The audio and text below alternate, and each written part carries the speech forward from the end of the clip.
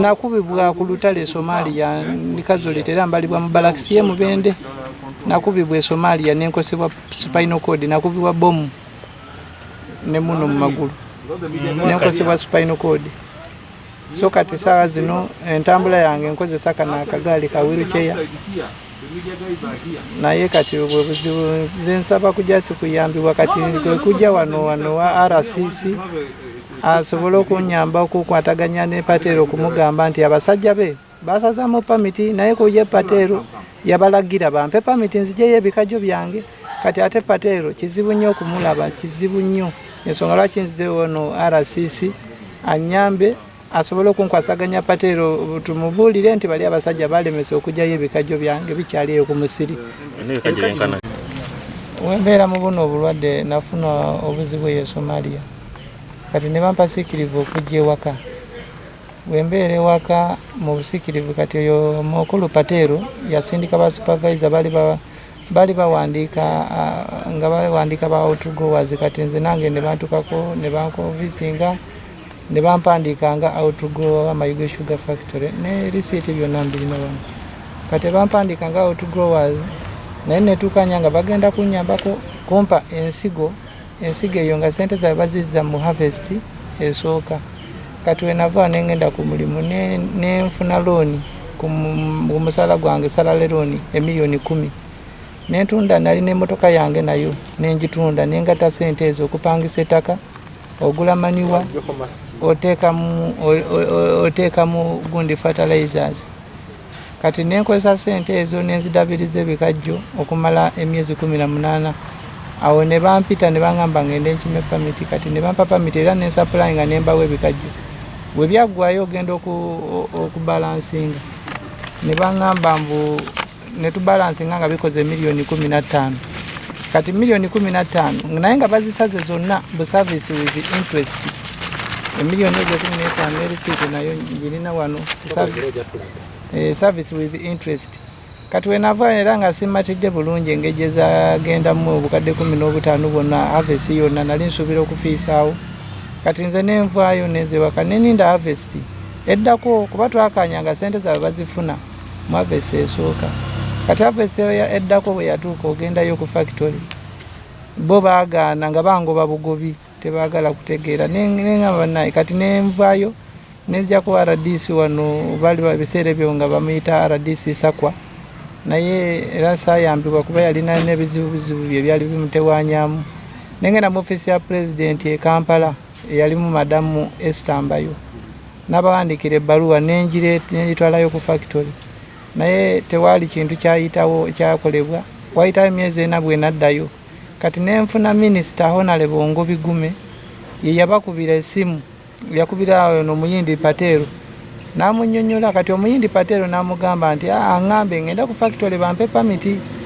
kati wenavaayo nenzira yeka nengamba sister wange nagenda ne bamuga pamiti eyo kati bamuga pamiti okutandika okutwalayo ebikajjo ku luutu yali atandise okutwala ebikajjo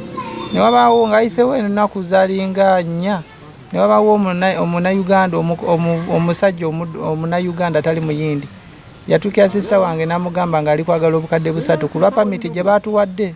kati sister bwe yankubira nengamba abakirabika bayaye baawo oyo muleke mwe mugende mugyeyo ebikajjo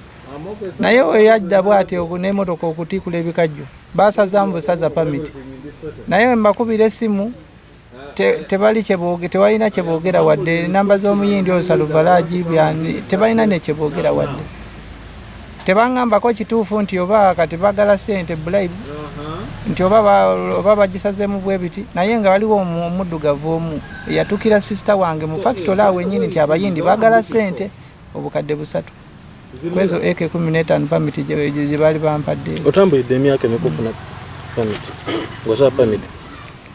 ebintu biyise oba omwaka kati oba kati wayiseewo omwaka oba nga tebatunaba nagenda na mu byakulonda byonna nga ndi kubagamba kumpa pamiti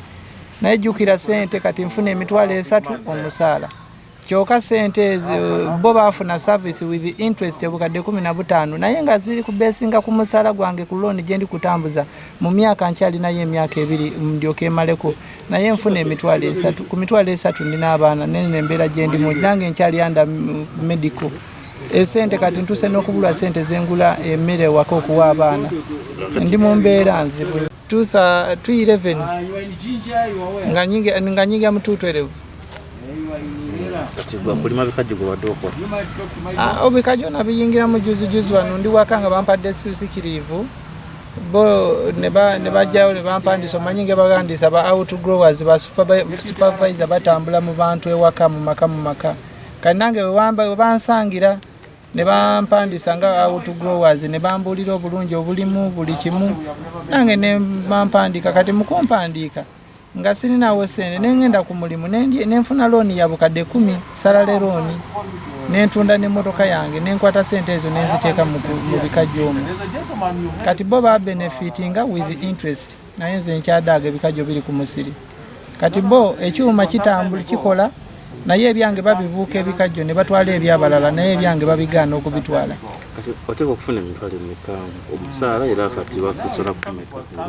omusaala nfuna emitwalo 5 bwendina okufuna naye sente bansala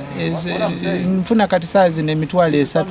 esente ezo bansala ku lwalooni gye nalya mu wazalendo ya bukadde 10 ate nenziramu nendya nerooni mu post banka omusaala guliko erooni 2